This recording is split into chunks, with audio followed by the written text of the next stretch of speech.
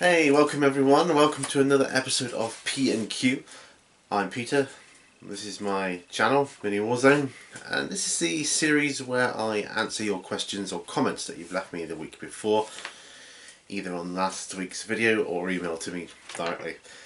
This week, I've only got one email, so I'll start with that, and then there's just a few comments that was left last week, which I'll go through.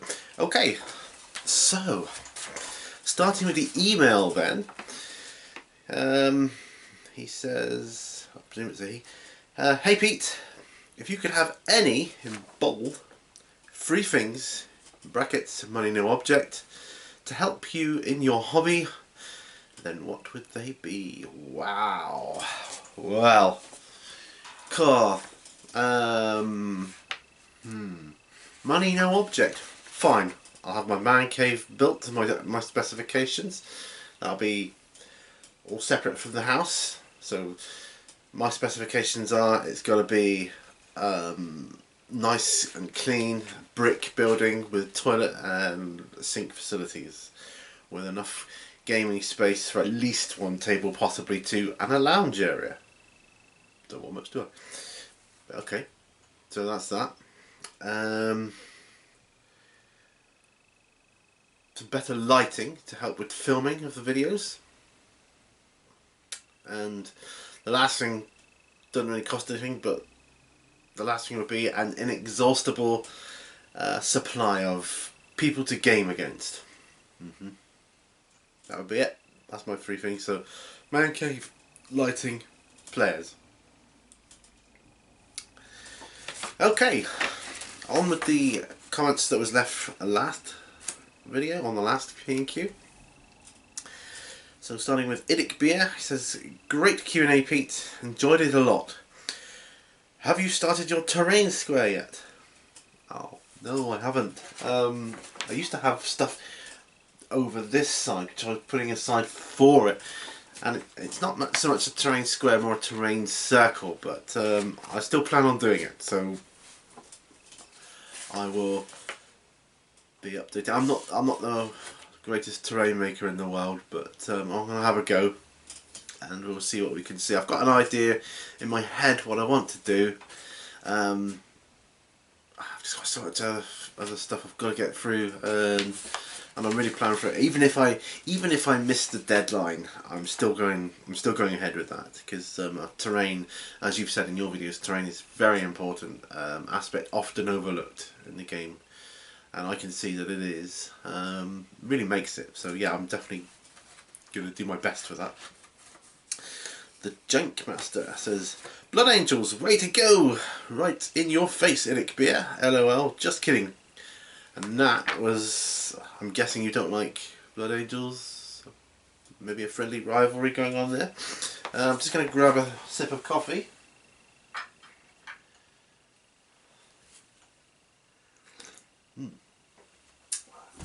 Right.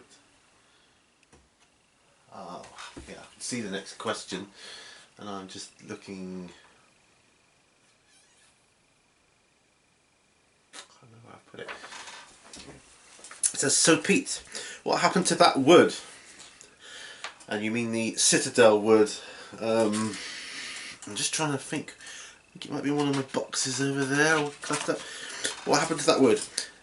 And while cool, that is a different choice for first mini purchase. Is there a backstory? Yes, there is. Some sort of scenery project that made that useful? Okay, I'll tell you why I got that as my first miniature, which inevitably led to me getting into the hobby. I'd like to say I'm in the process of writing a book, but it's more truthful to say that I was in the process of writing a book.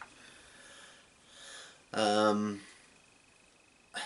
I needed to create a scene. I was just stumped by a particular scene in the novel I was writing, and I'm still going to go back to it. My wife has since sort of surpassed me in the book writing stakes, but something I've always wanted to do, write a book. I think everybody's got one good book in them, and you know, you should have a crack at it. So anyway, I'm starting to digress, so stamp on that before it gets out of hand. I came to a particular scene in this book and I really wanted to visualise it, see it in front of me. And so, with no knowledge of model making or scenery building or anything, I decided to make a scene. And I'm not talking about, kicking up a fuss. I got myself a bit of wood, some, like a roll of fake grass, and I tried to make some hills and a bit of a cave, and I wanted some trees to go with it. But I quickly learned that it wasn't. It was all right. It was okay. It was a good first attempt, I would say. Not the sort of thing you'd really want on your model railway, I guess. But for a first go, it wasn't bad. But I wanted this scene. It was set in a wood. Well, not in the woods, but there was some trees in a clearing, really.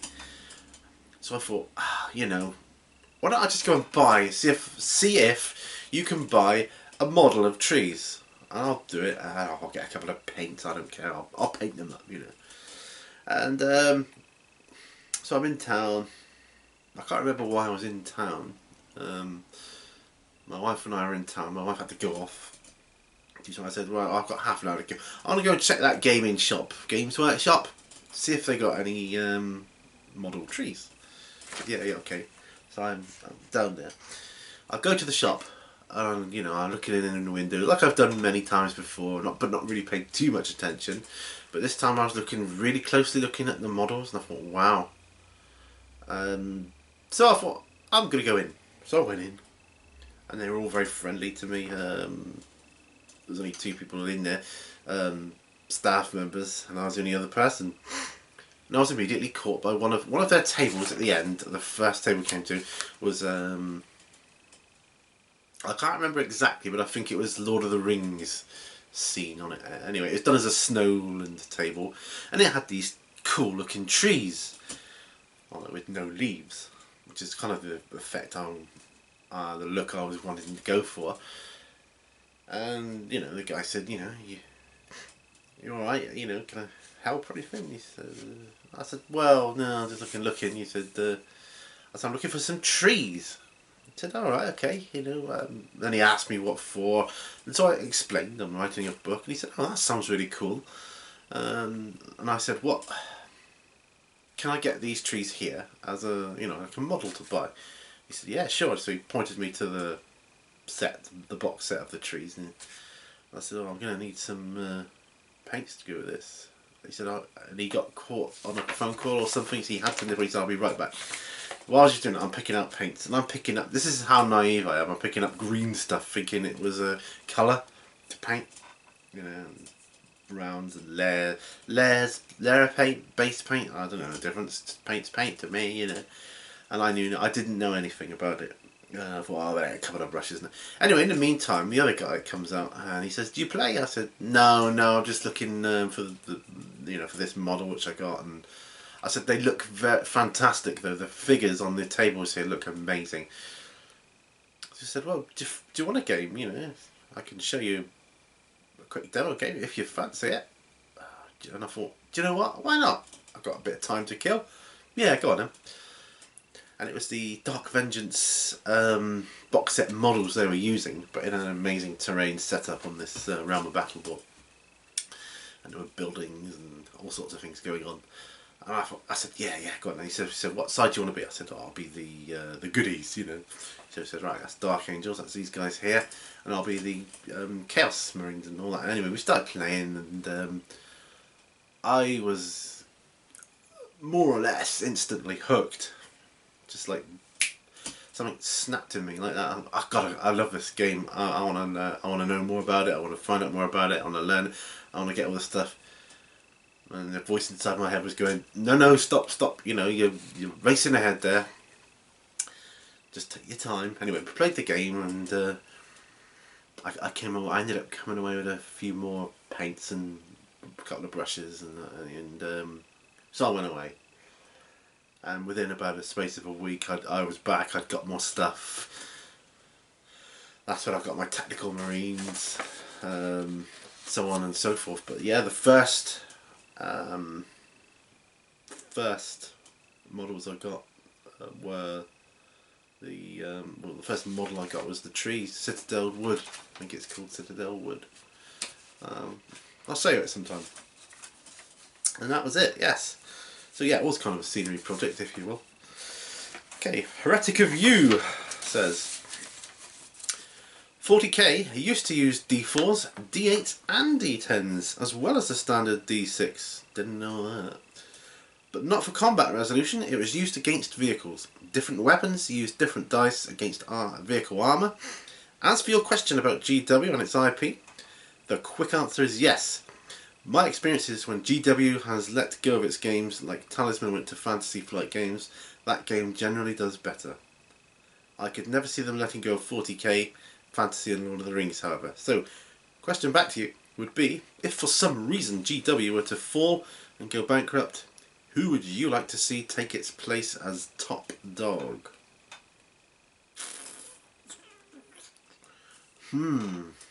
Now, do you mean take over from it? Take over the running of 40k and Fantasy and that? Or do you mean just become the next big game company? Before we go on, I'm just going to stop the video here, quick edit. You're not going to notice it too much, but before my battery runs out, because I've done this before. One moment. There we are. Sorry about that, my battery's about to go. And I've done that before in a video I've been filming. I think it was on the bench. I've been yabbering on for ages, and then suddenly I realised my camera's died for I don't know how long, and I've just been talking to myself basically, which I know essentially I'm doing anyway, but you know what I mean. Anyway, just grab some more coffee.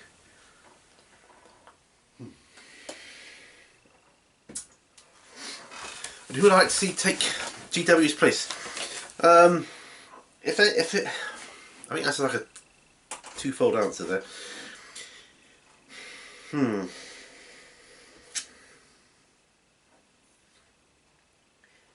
If you mean who would take its place in the taking over, buying them out sort of thing and running their games,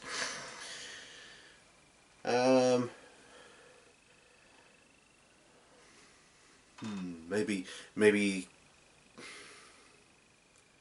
keep it as or divide it up amongst a few companies. I mean, I don't see why Forge World couldn't take over.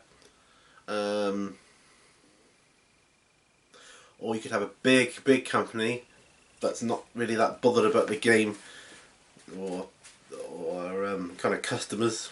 I know a lot of people think that about GW, but that's a whole new other topic.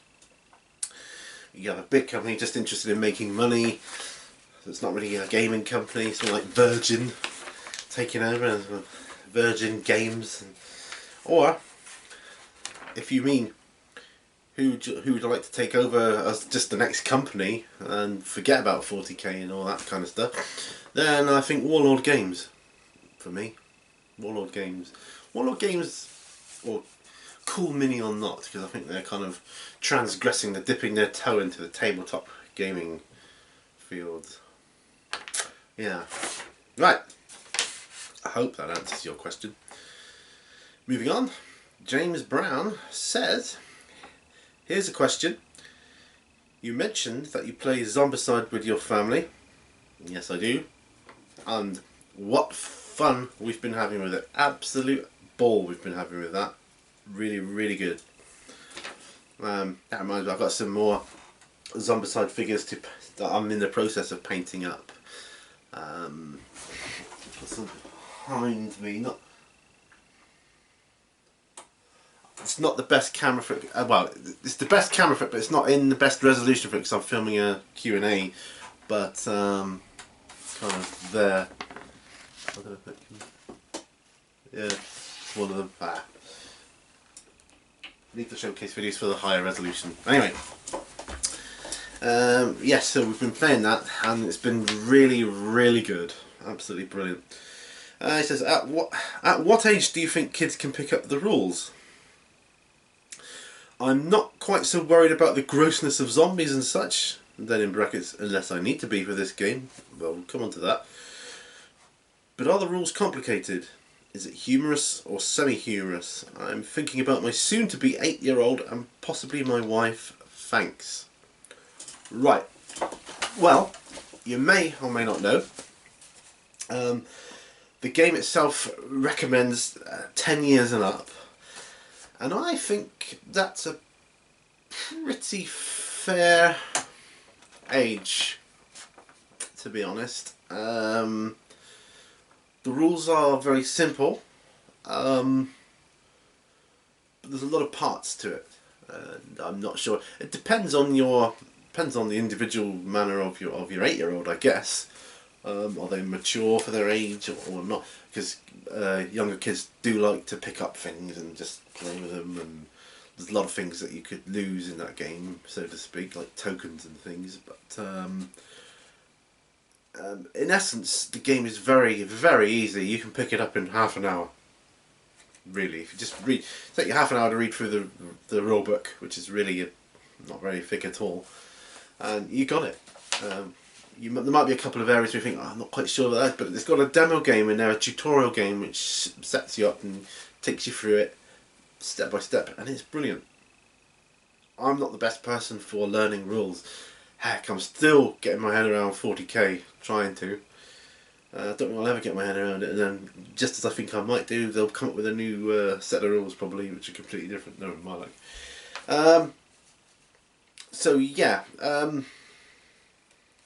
Could an 8-year-old pick up the rules? Possibly. Have to be heavily supervised, I think. No, not. You say you're not quite so worried about the grossness of zombies and such, unless I need to be for this game. I don't think you need to be worried about that too much if you don't paint the miniatures, because it just looks like plastic figures on a tabletop, and it loses some of its edge, I think. If you paint them up, adds a whole new realm, a whole new dimension to the game, I think. There's a kind of nervous tension that the game gives you, because as survivors, as players, you work together, so it's a cooperative game. So you're not playing against each other, you're playing together as a team, and the game, mechanics of the game, is designed in essence so that you're quickly under pressure and you have to make decisions which could either go very well for you or very badly for you, and the timing of what order you do things really makes a difference in this game. You could look at a scenario like say 3 turns in and think, oh, you're dead, you're all finished, like, yeah. But depending on the order in which you do your actions, you can turn things around, and I really can't explain that anymore without setting it up and showing you. I've already been creating my own missions for that game. It is so fun. I thoroughly recommend it. I think, you know, if your wife likes playing these games, I think she'll love it. My wife loves it. She wasn't a gamer. She loves the game. Zombicide. We all love that game. It's a great family game. It really is. I can't rate it highly enough. I've got the Toxic City one. I'm looking at it there down there now, and I've got season 2 on the way. It is taking up a lot of time from my other projects, but I feel that's worth it for the family time it gives me at the end of the day.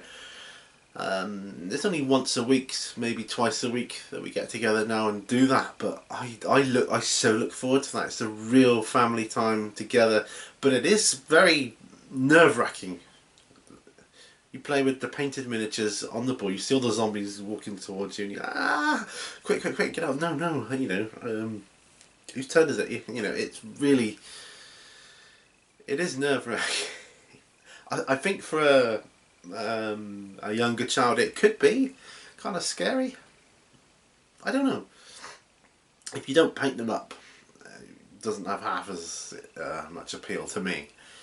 But if that's what you want to go for, if you look at a lot of videos on YouTube, that doesn't do it justice for atmosphere.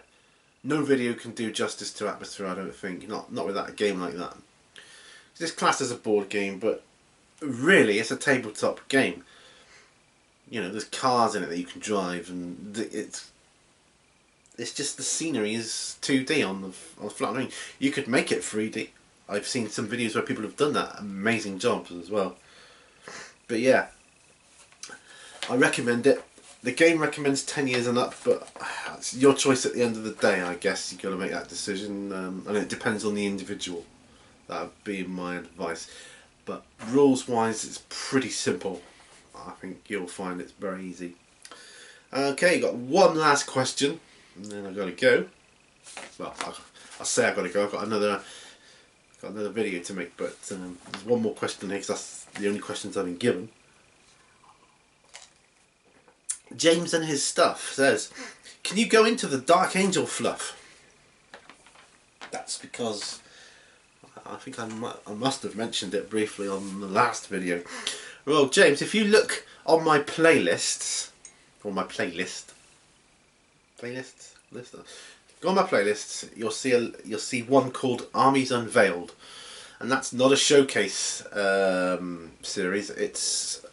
It was a series that I started doing. It was going to look into the fluff of 40k armies and things, and I started off with Dark Angels Part 1. I hadn't even got into any of the good bits of it yet because I wasn't sure how popular it was going to be, and then I kind of got sidetracked into other areas. But go and have a look at that, see if that's the kind of thing you mean, and I would happily pick up that series again. Because, you know, you got the secrets of the dark. I think probably every army's got its kind of secret stuff that only players of that army know. And the Dark Angels, yeah, they've got secrets. Dude, they've got secrets. But they're given a bad press, I think. That's all I'll say on that.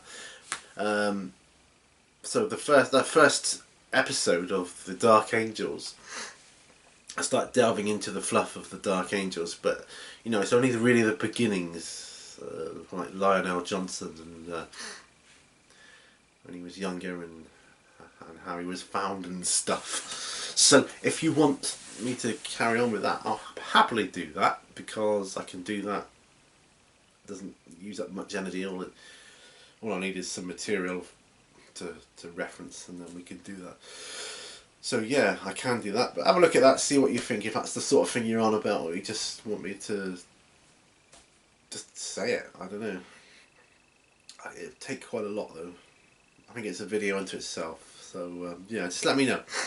Right, well that's all the questions, so all that remains for me to say is thank you very much for watching. Sorry I didn't do a disclaimer at the start, but I'm kind of thinking, I'm getting to the stage where I think, well, you guys, you kind of know now the sort of thing that's going to come up, and nothing seems to come up that's offensive. I don't think so anyway, but so hope nothing has offended you. If it has, I'm very sorry. And I hope to see you guys on the next video. So until then, have a great week ahead, and happy wargaming.